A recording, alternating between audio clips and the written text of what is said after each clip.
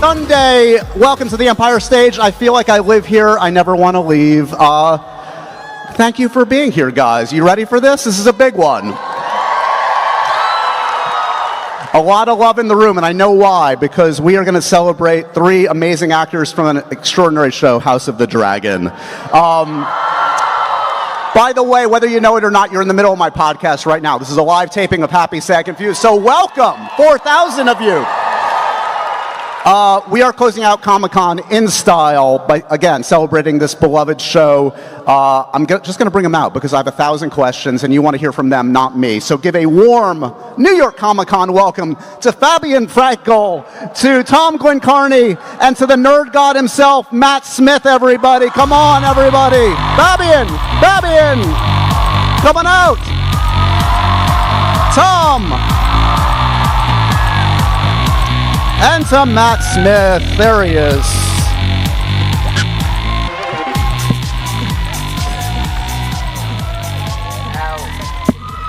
Whoa.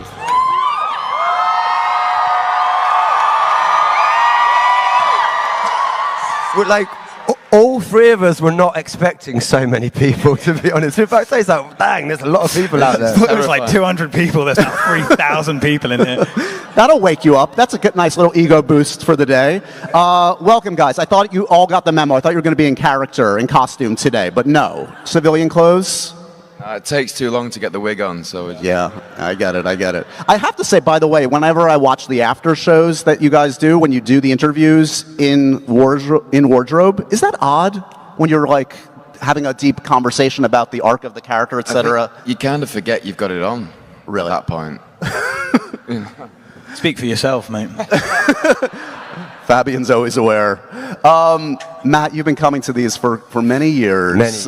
But it's never old hat, is it? Do you remember the first ones you went to and what it felt like to kind of receive that love? I do, yeah. The first con I went to was in New Orleans, and I bought my best mate, actually, Bondi, who's at the back, and now he works and looks after actors who come to the cons. I was sort of overwhelmed, really, with the energy of a proper Comic-Con like this. It's cool, isn't it?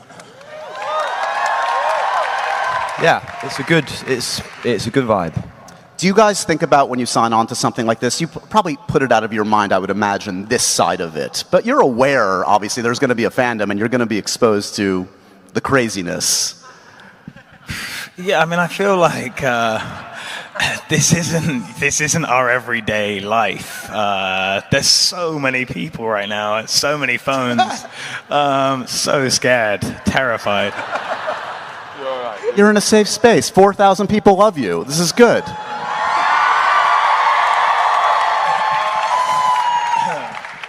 You must by now have seen folks cosplay as your characters. Have you seen cosplay, tattoos, everything under the sun? I saw one of Matt yesterday. I saw one of your face on a lady's leg. I actually know her. I met her a few years ago, and she's got like all the different kind of signatures from people in Doctor Who. I mean, I've seen things that my eyes can never take back. But Matt encourages it. Matt wants you to tattoo your bodies forever. Oh God, yeah, get it done. No. Don't. Definitely don't. If you could tattoo any fictional character on your body, who would you consider? A cracking question. Ooh. From our show or any show? Any show. Any show. Could be your show, though. Jack from The Incredibles, I think. Oh, who? Yeah, that's a good one. Who? Jack. In what? The Incredibles. The kid, right? Kid. Yeah. Anything, Matt? It's a reference that no one will get, but... It's okay. Alan Partridge. Yeah, sure, yeah. Yes. Aha! Exactly. Back of the net. Tom, you'll go with Alan Partridge too, matching tattoos with Matt, so you guys can walk around celebrating Alan? I'll probably get Danny DeVito from Only Son. My man. Are all fandoms created equal? Matt, can you clock a Doctor Who fan from a House of the Dragon fan at this point in your life as they approach? Oh, that's a very good question. Yeah, I mean, often by their attire, but no, I think there's there seems to be quite a lot of kind of crossover, cross sort of pollination between fans, doesn't there? It's all, we're all here for the same purpose. That's right, celebrating nerddom. Talk to me a little bit about your origin story with this show. Had any of you been up for Game of Thrones, or was House of the Dragon the first time you encountered this world? No, I'd never seen Game of Thrones before. I didn't. Never seen it? Never seen it. No. Really? But good show. You should check it out. It's good. Yeah. I've heard of it. Yeah. I've heard of it. But to be fair, when we got the sides through and for the tape and the audition, there was nothing to indicate that it was the show that we were going to do. At least for me, it wasn't. It was dummy sides, so we weren't told. It was going to be House of the Dragon. So it was like a similar character traits, but not the specifics. Yeah, there was a similar sort of tone to the language. It felt medieval. It felt sort of semi-classical, which was a massive draw to me. I thought it was theatre before people told me what it was.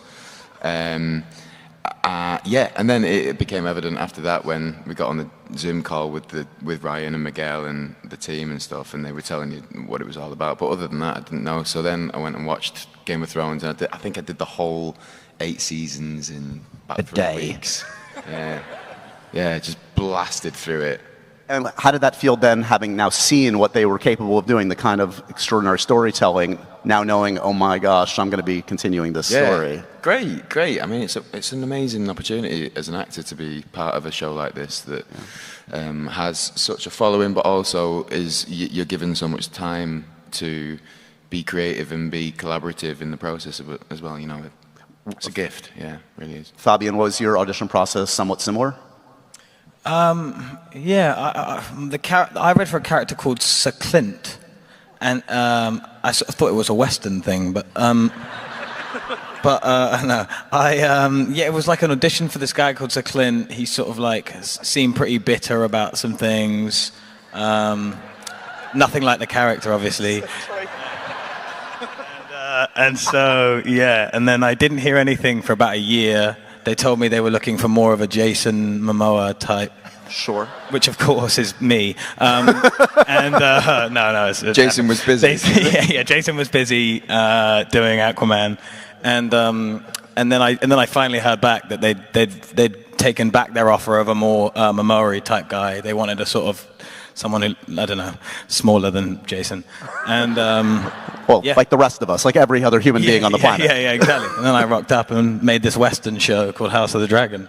There you go. The rest is history. Matt, how did you encounter this at first? And was it an easy yes, or is there some soul searching of this kind of commitment? I always procrastinate over everything. What eggs to have? It's like let alone a big long job. So there was a lot of procrastination. But yeah, it was kind of similar to The Boys, really. You get a script, you go in, you're like, oh, what is this? And I always knew the character was quite cool. I thought there was a sort of grey edge to him that was really interesting. And I thought, that might be quite nice to explore. And just nice to make a show that has sort of the scale and ambition of the show that we're trying to make. It's good. I'd never done that, really. Show with loads of money. Is there anything in retrospect you wish you'd known on day one that they had told you about? Oh my God, yeah. The wigs. How much time do we have? Yeah, how long you got? Yeah. The wigs are hard. The wigs, the bald caps, the pins. Listen, I've been talking, because I'm here working on a different job, and I've been talking to the makeup people there going, is there a way around it? And they're like, there is. No! Yes. What do you mean? What, the wig, the bald cap thing? I'm going back armed, man, I tell you. I'm going back armed. But you're halfway there. Now, You're halfway there now. Well, I'm just going to shave my hair. Yeah, that's what I did. I can't go through it again, man. I can't. It kills me. Sorry, these are champagne problems, aren't they? No. Matt, you are on a hair journey throughout your career. I know. You really are. Also, just to be clear about this, it feels like we're about to be abducted by aliens. This isn't Comic-Con. I'm in some sort of science fiction movie, and we're all about to be abducted because whatever's going on here. That's unnecessarily intense, lads. It feels like the end of the world is starting. This is an interrogation, right now. not a conversation. It's not bloody candlelight, is it? So wigs versus prosthetics versus uncomfortable armor. Who's got it worse? Oh, well, mate, these two got it bad, mate. Make your case. No, Tom doesn't have it bad. I have it bad. Yeah. Let's hear your sad story. How does it feel? How do I not have it bad? I'm sat in the chair for 7 hours. That is actually, sorry, I actually take that. But Tom had it easier last year. Tom has it terrible now. He lost half his face. And my cock. But yeah. Thank you so much for having us. No. But on the plus side, you get to sit down a lot. You get to lie down a lot. So that evens out. But he hasn't got a cock. I mean, what? I'm trying to look at the bright side. Sorry, if there's any kids in the audience, don't let your parents bring you to Comic-Con, for God's sake. Do you encounter children like that are far too young? You're not allowed. That are far too young to watch this show that say, I'm a big fan, and what do you think? Yeah. Yeah, my best friend's nephew is 10, and he watched the whole show, everything. Tom losing his cock, all of it, and he's only 10, so it feels like he's probably too young. I would say, but I'm not his father, so Sure. So and Someone else's problem. somebody else's problem. Yeah. And if he becomes a bit maniacal when he's older, we'll know why. When you see the sides for the day and you know you're playing a scene with one of your friends up here, what are you in for? What's unique about playing a scene with Matt, with Tom, with Fabien? What do you know? Well, unfortunately, we don't get any scenes with Matt. We're kept very separate, which is a shame, and I hope that at some point we get to go toe-to-toe, because that'd be fun. I'd love that. Yeah, it'd be great, wouldn't it? But I think,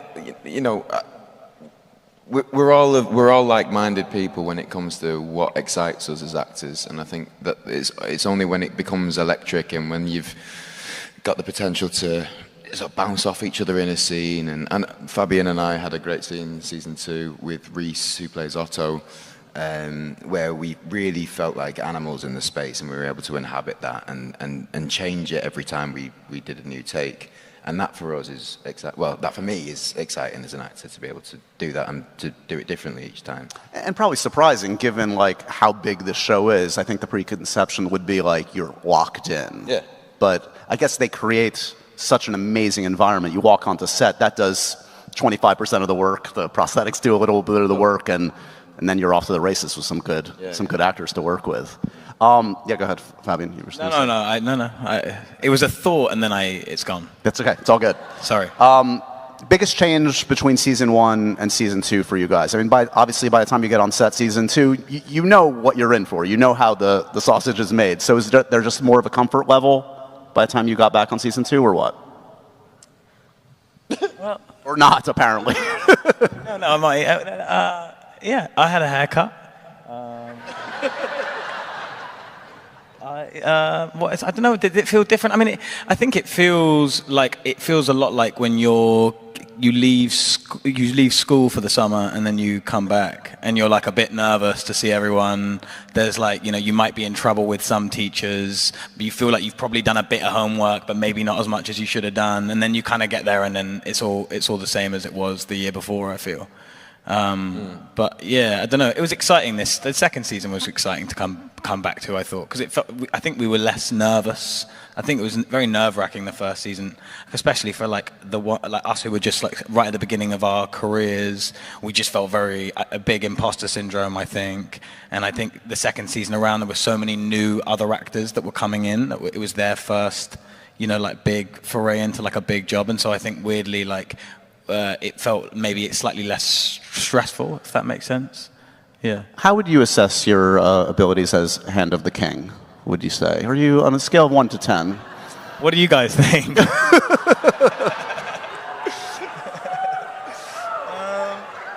So one person claps. Thank you. Yes. How would I assess my abilities as Hand of the King? I made some choices, definitely. How would you assess my abilities as your hand? Not my question, mate. That's your question. Tommy did choose. I think you should ask Tom about it, just because it was his choice, I think. Yeah, actually, wasn't it? Great point. What are you thinking, man? Egon is good at making rash decisions. Right. Being very impulsive, and but also, Kristen had proved himself to be somebody who took action, Sure. And didn't just talk about things, he did things, and you could see the proof of that. and I think Egon needed somebody in his in his space that behaved in that way and didn't just discuss things and send ravens and write letters and all that shit. He needed somebody to actually He's gonna do get something. shit done. He's gonna do something. He wanted to spill blood, not ink, you know. So there you go. Kristen Cole, everybody. There you go. I've also always been convinced that that Damon and Kristen have had some sort of homoerotic tryst in the evening. And now we're getting somewhere. There was like they kind of hate each other, but they love each other. But they hate each other, but they love each other. It's like, If you watch closely, there's a lot of tension where it isn't written in the show. yeah. Has this actually been discussed on set before a scene? Like, let's add this layer. What do you think? No, just No, it just sort of happens. It's sort of like magic, isn't Yeah, it? you can't deny it. It's just it's What what are you it going is. to do? You know. you know, we're both in our armor. Things We've both got happen. swords. Yeah. He likes one queen, I like another Yeah. queen. Then I like one queen, then I like another queen. I mean, you mentioned the shades of gray in all these characters and throughout the story. I mean, do you all view your own character, in a sense, no matter how dark or horrible their decisions might be, as somewhat of a hero of their own story, or no? I always feel that with any character I play, that you're like, because you sort of instinctually you kind of protect them, even if they're the worst of the worst of the absolute worst. And you're like, yeah, I mean, it's his niece. But, and then you're like, yeah, but it's his niece. You're like, but. That butt is doing a lot of work for you as an actor. That's Well, exactly, and then you're like, so, but you know, you do sort of, You need to. you back them, because if you don't, then how do you? I suppose. Right. Yeah, you need to find a justification for their actions, and you can't come to them with any judgment at all, because Yes. as soon as that happens, everybody else turns their back on your character as well. So what are the mental gymnastics in your head, the justifications you've made for your character as a... Just you have to dig into the reasons that person behaves the way they behave. There's always a reason for it, and you know you can blame it on previous trauma, you can blame it on the current situation they're in, you can blame it on their personality type or whatever. But any of those are valid explanations for why they do the things they do. It's not an excuse; it's an explanation. It's a different thing. You went on quite the journey this past season, Matt. Lots of visions, lots of amazing looks into the future. How do you think Damon's changed from the beginning of season 2 to the end? Don't ask me. I mean, oh no. I don't know. I think fundamentally the death of his brother was the big. I think he loved his brother. One of the only few people he did love. His brother is Dragon, and his wife. So I think that sort of obviously instilled an odd level of psychosis in him on some level, the grief that he just couldn't really deal with and cope with, and he took himself for a wet holiday, as it were. When you have to deliver like a hugely dramatic scene in High Valerian, is that like, oh, can't we just do it in English today? Can't we just I actually find it quite liberating. Really? Yeah. I thought I'd hate it, but I kind of like. I mean, I don't know how you feel about the Valerian. I quite like it. Very good at it, though. Am I? Yeah, very good at it. Oh, thanks, mate. No, man. Well, actually, do you know who was best at it? Was no. Emma's amazing at it. Supergirl. Oh, I've gone blank. Millie. Yeah, Mills. Mills is brilliant at it. Supergirl. Yeah, no, I'm just proud. now we just call her Supergirl, right? Yeah. Mills was absolutely amazing at it. It's cool though. It's quite liberating because you can. I mean, I didn't speak a different language, but Fabs does, and there's something. I don't know. You can access a different part of their personality in a way, which he's sort of more relaxed in High Valerian. You mentioned Emma. The scenes between you two are electric, always. Talk to me about the evolution of that relationship on and off screen, as actors and as characters. What it's been like. Yeah, we've actually become really close off screen. I love them. I'm full of the deepest admiration for them as an actor and a person, actually. And to see them from, to see all of the actors really through the process has been amazing. And we're so blessed with this amazing young cast of actors who are going to leave us all behind and go and do amazing things. What? Emma's extraordinary. Extraordinary, yeah. What's the most common conversation topic on set, totally unrelated to House of the Dragon? God, it's hot. I don't want to be here. Oh God, when it's that. I've got such a massive headache from this fucking wig. Who could possibly say that, though? Yeah. Or where's Reese Ifans? Has dragon riding technique evolved? Has the technology evolved at all from season 1 to season 2? Yeah, actually, it did evolve a bit. I think the buck could have, more technology put on it, basically. Yeah. But there's still 2 guys at the front with leaf blowers. Yeah. That must make you feel super cool. Everyone always look exhausted. I'm the real star of the show. Right. Those poor guys there all day. Meanwhile, all the actors are like, oh man, my fucking head hurts from this wig. Fucking guy leaf blowing for like 2.5 hours. That's true. Absolutely exhausted. Yeah. How are you guys generally with keeping the secrets of the show? Like, how much do you keep it to yourself, tell friends and family? I think, we get away. I just forget everything, so That's good. That works. I'm in no danger of giving any secrets away. Just forget everything. Yeah. Yeah, Fabian's not so good at No, I know.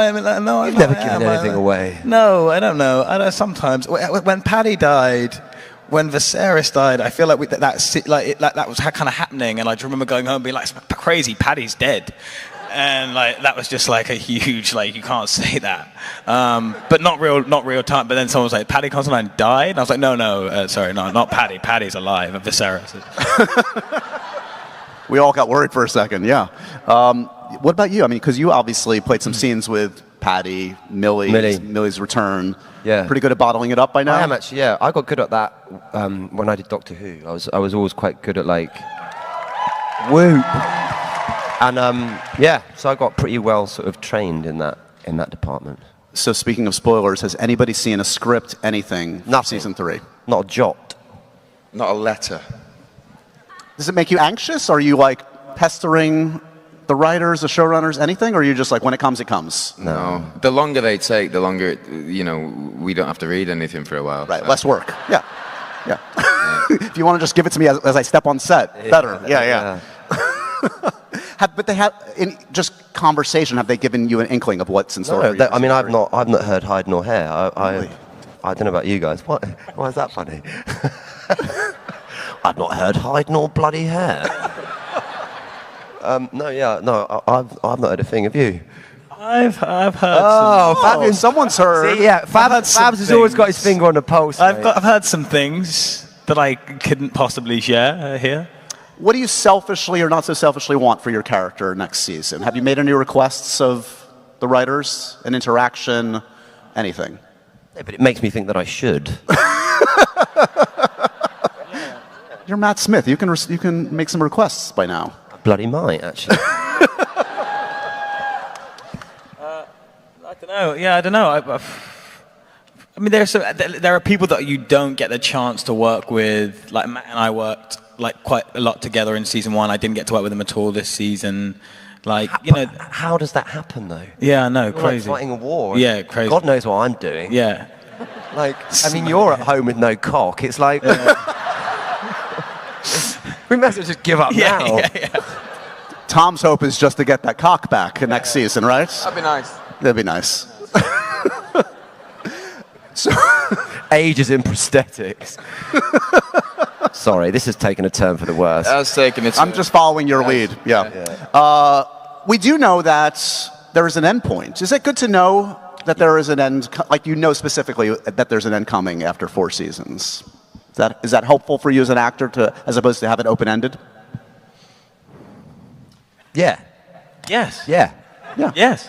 Otherwise, you just don't know, do you? Which is shit. Sorry, I got distracted. My water bottle went all over my trousers. Oh no, Tommy. I now look like I've pissed myself. There's so much crotch-related content to Tom today. Nightmare. Comic-Con 2024. Tom Glynn-Carney pisses himself on stage. Nobody take Yeah, a photo yeah. out of context. This just happens. Oh my word! That's Go on, show them. Oh, buddy. That's bad. Do you want a cloth? I've been done dirty by my own water bottle. Yeah, mate. Have I got it? Tissue, there you Thanks, go. mate. Appreciate that. Thank you. I don't know what I've got. You're not going to tell me lying in bed all that time. That never happened. All right. Has anyone got a hairdryer? Yeah. Oh no. Any excuse to get close to Tom's bum. Who's most likely to have the House of the Dragon theme on there as a ringtone? Does anybody have it saved on their phone? None of us. No, none of us. I don't. None of us. No. I mean, who? Freddie Fox. Can't imagine that. No, he's far too classy. Yeah. Ooh, that's a good question. Question. That's not a motivational thing in the gym? I'm going to listen to the theme on repeat. Do you know what? Maybe you and Mitchell. Maybe you and Mitchell. really? Yeah. but it'd be like on really, really quiet. Like it'd be on so quiet, and you'd be like, "Ewan, what's that?" And he'd be like, "Nothing." Who's most likely to have no idea what's actually happening in the scene? To be totally confused and just sort of going through the motions. Reese Evans. Like he'd know exactly what's happening with his character, but he'd be like, "I've no idea what's going on in this blood. No idea what's going on today. Who am I?" He's a kind of a delicious enigma to me, Reese yeah. Evans. Oh, Like, my what's God. the funniest man on the planet. Ever I've ever met. Like it's unbearable to work with him. Actually, like it's every day is an uphill struggle to try and do something professional. And I feel like I literally can feel HBO behind the monitor going like, Jesus fucking Christ, Reese, Fabien, and Olivia Cook in a fucking scene together. Good luck with this, mate. Tommy's actually quite good at keeping it together. You're better than us, aren't you? I try and shut myself because as soon as I go, I'm not coming back. You know. Right. Yeah, you have to just sort of close it out. You're quite good. You're quite good at keeping it together. Although if there was one time on the bridge where you did lose it in season 1. With you, yeah. With Reese. I'm not good at keeping it together with you and Reese, mate. With the hats. Oh man, Reese in that metal hat.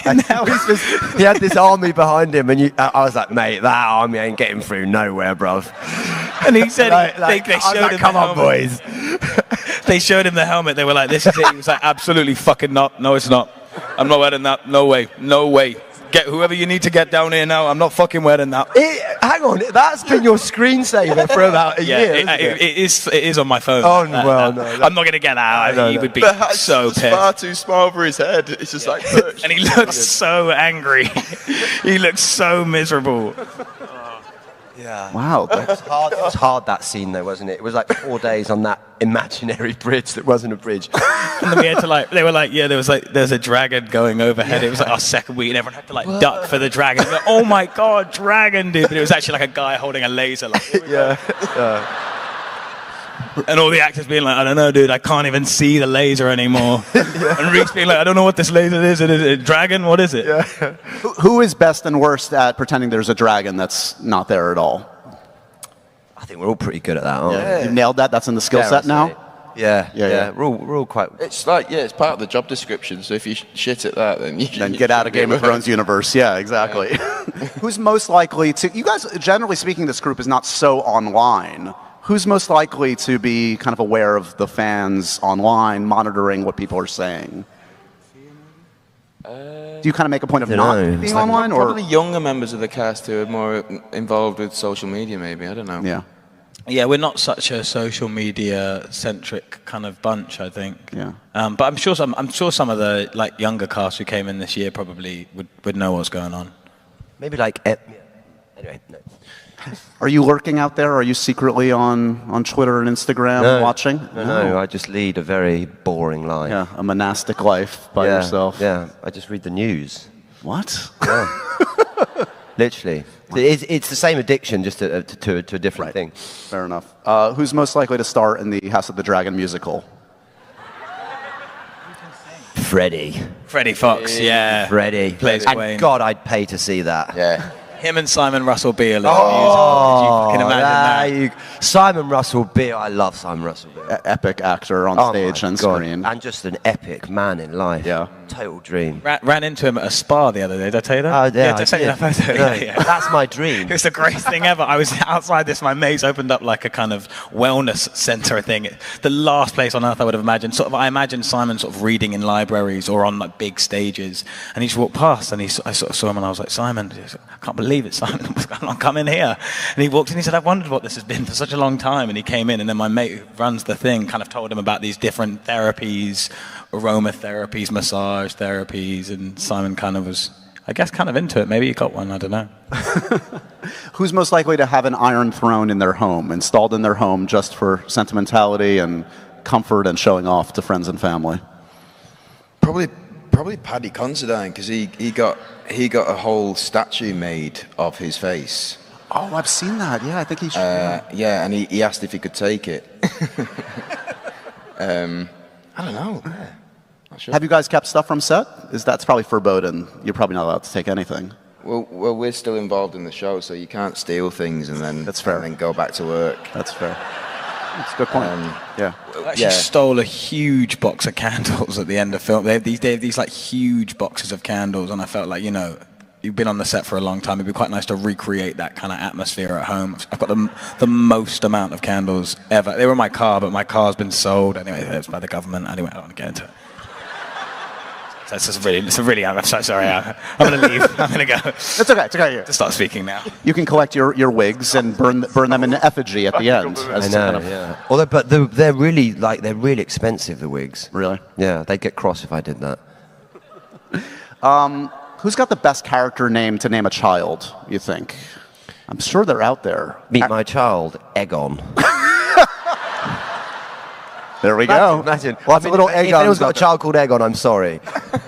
Yeah, there's someone crying out there with an Aegon. Some weird names, aren't there? Yeah. Egon. Egon the King. Why is there Egon the King? As you might imagine, when I solicited for some questions, I got a few. So Maria wants to know if you could play any other character in House of the Dragon, who would you play? Larry Strong, Oh, that's a good shout. definitely. Matthew Needham, well, I mean, you wouldn't go near it because he's just so good. Yeah, he's amazing. But yeah, great character, I think. Otto, probably. Yeah. Otto's great. Fabien? I don't know. Oh, fuck. You just love your character so much. Why improve? Don't put that out into the ether. Jesus Christ. The greatest hand of the king ever. Yes, the greatest hand. I don't know. I quite like to play like Pedro Pascal's part in the original Game of Thrones. That would have been cool. You must have crossed paths with some of, or even know in real life, some of the actors in the original Game of Thrones. So now is there kind of like an unspoken nod, like, oh, I get it. I understand.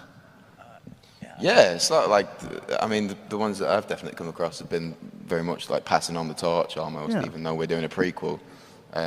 They are well aware of what this world is and sort of how exciting it is as an actor to inhabit this world that we get to inhabit. So yeah, I mean, the ones I've met have all been very excited about the idea that, we're continuing the legacy, if you like. This question from Rolana is actually for you, Tom. They want to know how you feel about the Sunfire interactions thus far and going forward. I mean, I always saw Sunfire as my dog, It's that kind of relationship, I think, that you have with a dragon. It's the same as like in the Philip Pullman novels, where you have a Pantaleimon and a demon. The demon, yeah. I agree. So an extension of yourself, if you like, and like there was the one scene in season 2 where Sunfire comes in and nudges Aegon in the chest and sort of tries to nestle into him. And there's just such a warmth there and such a sort of recognition with each other. So it just makes it all the more painful when something bad happens to them. The last thing you want to do with your own dog, this, is to put them into a dangerous situation where they potentially will get harmed, You want to protect them with your life. However, they also want to protect you with their life, so they'll do anything, yeah. Do you watch the finished episodes with all the effects, et cetera, put in? And because there's your performance, but there's so much else that's put in, obviously, with the effects and the music and everything. It must be a whole nother experience to see the finished show. Yeah, I struggle to watch anything that I'm in, to be honest. But the whole thing around it, yeah, you do. You're focusing on those parts, and we're so lucky on this show that we're surrounded by people who are at the top of their game in every single department. You know, we get to benefit from all of that. So, yeah, you just sort of sit there and go, fucking hell, everybody's so good at what they do. Taken care of, yeah, totally. Happy wants to know, Matt, Tom, Fabien as potential doctors in Doctor Who. How would they do? Oh, it'd be amazing. I'd love to see it. It's a coin toss. Yeah, it'd be great. No, come on. There are a lot of good candidates They'd be in your great. show, I'd love to see that. I mean, look, I also think if I was going to, and no disrespect, boys, if I was going to pick one for the show, I think Reese would be the most amazing Doctor. Yeah, it'd be amazing. Can you imagine Reese Ifans being Doctor Who? Epic, yeah. Oi, Still have no idea what the hell's going on. He'd be amazing. Yeah. And he's Welsh, and it films in Wales. I don't know, not that, I don't know. Not that, anyway, listen, I think Shooty's amazing, by the way, just to power to that. Yeah. But, yeah, no, but these, I'd love to see one of my friends take on the mantle of that. Line them up, one after another. Emma Doctor Who would be amazing. Epic, come on. Yeah.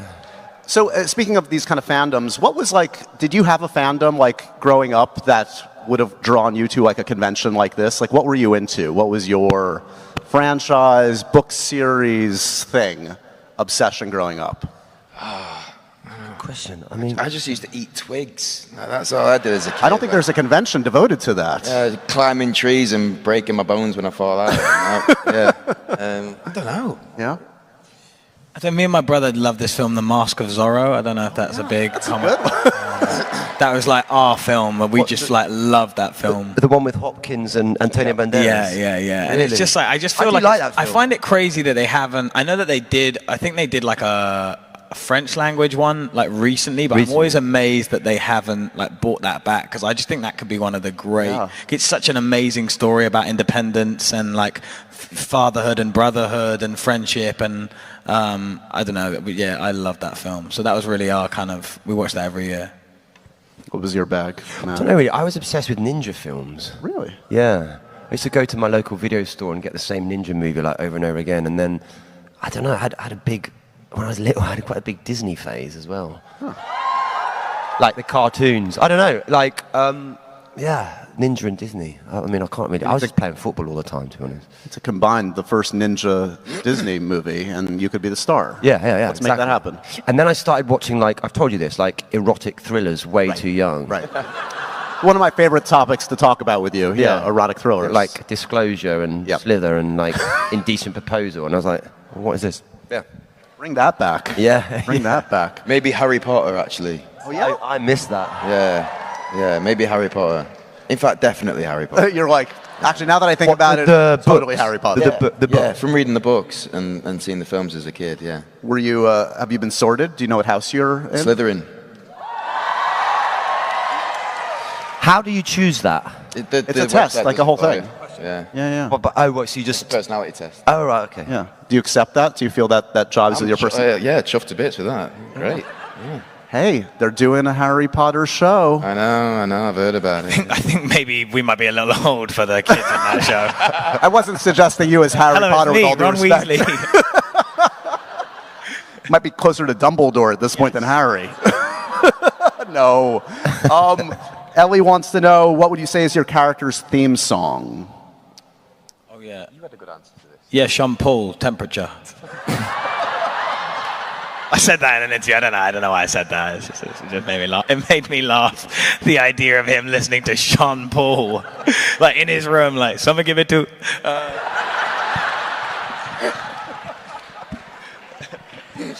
Any other answers, or do you use music to get in the zone for your respective characters at all? Yeah. What do you got? I do. What's your playlist for? I don't know really. It sort of varies. It's quite eclectic. I haven't thought of a theme song as such. Although I do gravitate to different music to different parts. Yeah, me too. Speaking of music, do you have your Oasis tickets sorted yet, Matt? Right, I do. Come on. Let's go. Damn right I do. So excited. I'm going to Cardiff, baby. I do need to get it off work, but yeah. Sort of fun. You're at a wedding. Yeah. Oh yeah, man. I can't wait. Yeah, I would imagine. It was like finding out that Father Christmas is real. Right. You know, as an adult, going, what? They're back. Yeah. You didn't get the tip off early? You didn't know? He didn't tip me off. No, I was a bit annoyed about it. No. I didn't. We alluded to Millie also being known as Supergirl. Did you? I can't remember the sequence of events. Was she already like? Did you know on set? No, probably not. She was cast afterwards after No. the season. I mean, I don't know. Did she tell you that she was going to be Supergirl? She did, yeah. No, not when we were working. After we'd finished the job, she told me. Really? Yeah, she said, I've been casted. I think that's really interesting casting. Yeah. She's brilliant. She's in New York, everyone. I actually told her to come. I was like, just come to Comic-Con. Like, just come. She was like, absolutely no fucking way. I do also want to mention Matt's been in town shooting a new Darren Aronofsky movie. I'm so damn excited about this. How's it going, man? It's good. Yeah, I love it. I love him. He really pushes his actors, and we were saying earlier, Austin Butler's just the most glorious man. Such a wonderful, nice, brilliant, and he's a great actor, but he's also a really, really wonderful guy. So it's good. It's been a really interesting, challenging job.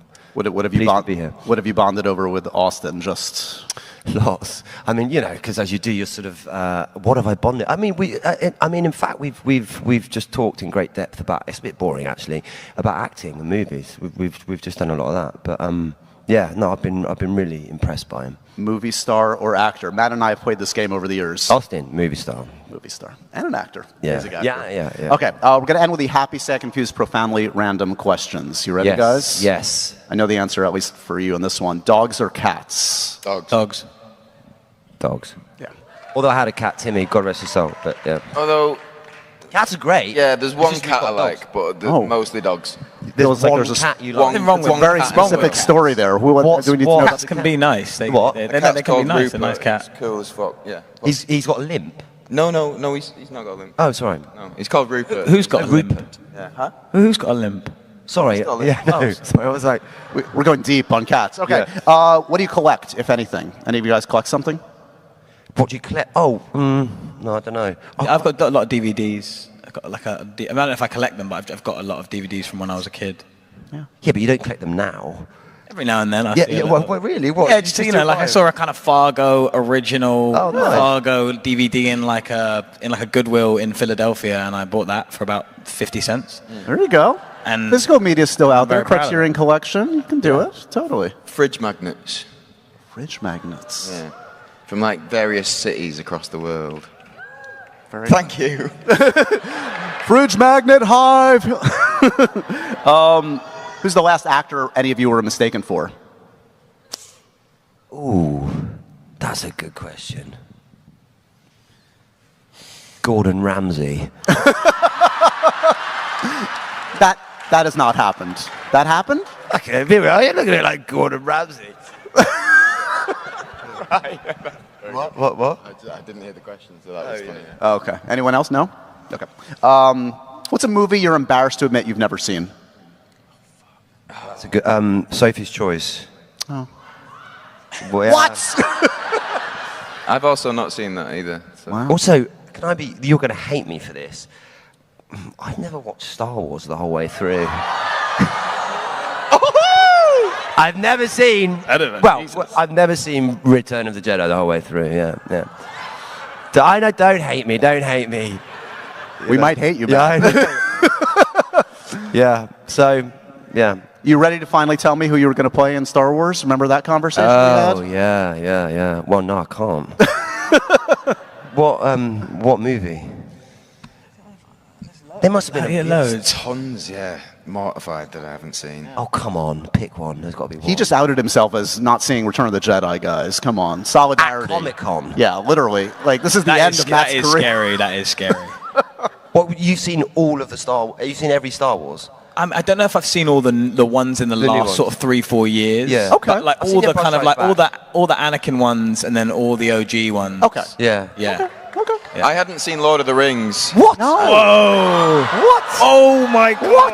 That's crazy. That is the worst thing I've ever heard. The three Lord of the Rings are amazing. Really? Matt is so relieved. He's like, I'm okay. feel like someone's gonna We met shoot him Andy with an Serkis- arrow in a second. Andy Serkis is here yesterday. nicest man as and well. he's Oh, the wow. loveliest man in the world. And I was like, oh my God, it's fucking Gollum. You have no Never right. seen it. But Oh my God, it's exactly Gollum. right. I have no right to be excited. Yeah. Oh well. No Sorry, one's guys. coming to our photo op now, are they? New plans. What's the worst note a director has ever given you? Oh, God. Where do I Where to begin? begin? Get it out. I've Come got a on, good one for you. catharsis. Tell me before you say it out. Oh, don't say that. Why? Go on, say it. No, he's Really? What, from... I don't want to say it. I don't want to. Okay, we're not gonna say In a few years, when House of Dragon is all over, I will tell you what this director once told me, but I can't say it now. Oh, sorry. Okay. I have seen Lord of the Rings, though. Yeah. So have I. What an emotional roller coaster. Anything, Matt? Come to mind? Oh, I don't know. It's... Or a generic kind of direction you hate? Well, I hate hearing directors go to people, be sexy. Yeah. Just be sexy. Well, what the fuck does that mean? How can I not be sexy? I'm Matt Smith. No, but like those sort of like I don't know. But like I'm quite simple with notes. I like be faster, be more this, do it a bit you know what I mean? Like Yeah. sort of, Practical, very simple. Yeah. The ones that wind me up are where a director would go, more. yeah. Yeah. Yeah. What am I meant to do to that? I can't play that. Yeah. Yeah. In the spirit of happy, sad, confused, who's an actor that always makes you happy? You see them on screen, you light up. I'm happy. Jack Nicholson. Yes. Mark Ruffalo. That's good. Steve Martin. Oh. Roxanne. I love that film. Which one? Roxanne. Oh, so great. Steve Martin and Yeah. Roxanne's amazing. So great. Yeah. What's a movie that makes you sad? Big Fish. You ever seen that Tim Burton Yeah. film? Oh my God, man! That is like my heart is ripped out of my chest when I watch Big Fish. It's so sad. Yeah. It's like the most beautiful concept. Like this like dad who tells his kid all these stories that his kid doesn't believe, and then like on the day of his death at the funeral, he finds out that all his dad's stories were real. It's like the most beautiful, poetic kind of thing, I think. Yeah. Good one. End of Lord of the Rings. No, never mind. That's awesome. Yeah. No. Anything? No? Are you a crier at movies or no? I regret saying the Lord of the Rings thing. So many regrets today. Yeah, I can't remember the last film that made me sad. About Time makes me sad. Oh, that's a great one. Yeah, it's a Donald great- Gleason. Yeah. Great movie, but The Richard Curtis film. Yeah. Isn't it? Yeah. Yeah. Yeah. Anything for you, Matt?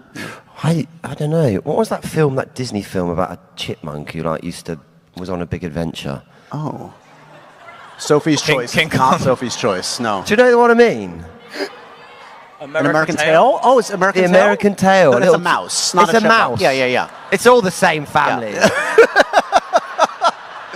And finally, most importantly, what's a food that makes you confused? You don't get it. eggplant, aubergine. Don't get it. It's like snot on a plate. Yeah. Mint sauce on lamb. I'd rather pull my own eyes out. This might be quite controversial. I find I don't really understand avocados as a sort of. Worse than Lord of the Rings, that. Avocado. I'm just a bit like, is it like, obviously if you add a bunch of lime, add a bunch of salt, bit of pepper, some olive oil, mix it all together, it might taste nice. Right. But it's also like, so would anything when you add that many sort of things to make it taste good. Do you know what I mean? Does anyone know what I mean? Yes. Thank you. So basically, between Star Wars, Lord of the Rings, and avocado. We've turned What a off great panel. everybody. And we'll never be welcome back ever again. Yeah, you thought television shows could be divisive. No, these answers are divisive, guys. Congratulations on season 2 of House of the Dragon. We hope you get to work on season 3 soon. New York Comic Con, give it up one more time. And thank for you, this amazing Josh. cast. Thank you, Josh. Josh.